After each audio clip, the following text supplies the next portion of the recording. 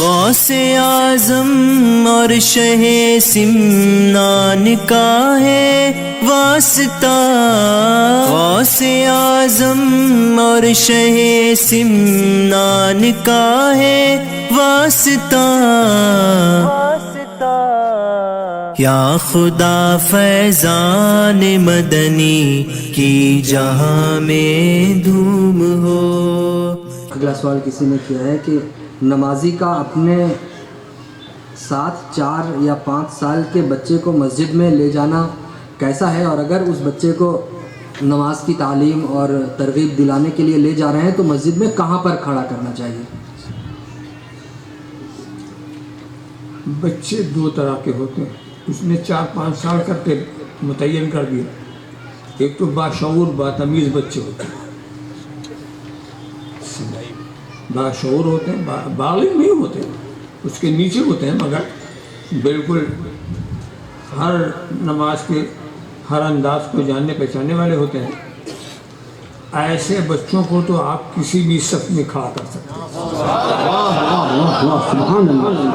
مگر جس میں اتنا شعور نہیں ان کو کنارے جو آخری صف وہاں کھڑا کر دیں، اس لیے کہ بچہ جو ہے بچہ بے شعوری میں، اور کچھ اتنے اگر بے شعور ہوں کہ جو مسجد کے آداب کا لحاظ ہی نہ کر سکیں، ایسے چھوٹے بچے لوگ لے جا کے ہیں شوقیہ لے جاتے، ایسے بچوں کو لے جانا جہاں مسجد کے آداب کی خلاف ورزی ہو سکتی ہو، ایسے بچوں کو لے جانا ناجائز ہے۔ وہ بچے ہیں، آپ تھوڑی بچے ہیں، آپ بڑوں کا کردار ادا کریں۔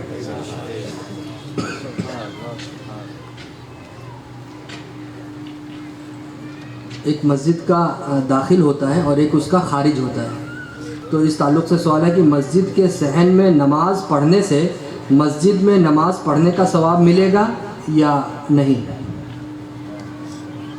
اس سلسلے میں مختلف خیالات ہو سکتے ہیں۔ یہ سمجھنا پڑے گا جب مسجد بنانے والا اس کی نیت میں صحن مسجد بھی داخل ہے کہ نہیں۔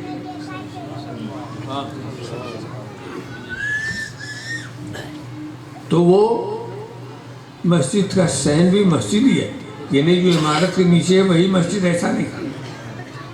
عبادت کے لیے جو چیز ایک میں ملا دی وہ بھی مسجد ہی کہلائے گی، اور اگر اس کی نیت ہے کہ نہیں صحن بھی ہم نے مسجد کے لیے بھی، صحن بھی مسجد ہی کے حکم میں ہے، جب صحن مسجد کے حکم میں ہے تو اس میں جو نماز ہوگی مسجد کے اندر ہوگی، اور صحن مسجد کے حکم میں نہ ہو یہ بنانے والے کی نیت پر موقوف ہے کہ انہوں نے کہاں تک مسجد بنایا اور کہاں وہ مسجد سے الگ کر دیا، یہ ان کی موقوف ہے۔ مگر بہرحال نماز تو ہو ہی جائے گی، نماز تو ہو ہی جائے گی، چاہے اندر پڑھو چاہے باہر پڑھو۔ بلکہ جس کو ایسا اندیشہ ہو اس کے لیے بہتر ہے سب سے پہلے مسجد میں جائے۔ سبحان اللہ، سبحان اللہ، صحیح بات۔ تمہارے اس خیال سے فائدہ ہی ہے، نقصان نہیں۔